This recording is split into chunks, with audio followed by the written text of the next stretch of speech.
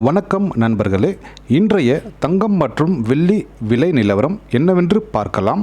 22 carrot ஆபரண தங்கத்தின் இன்றைய விலை 1 கிராம் 6765 ரூபாய். 1 சவரன் அதாவது 8 கிராம் 54,120 ரூபாய்.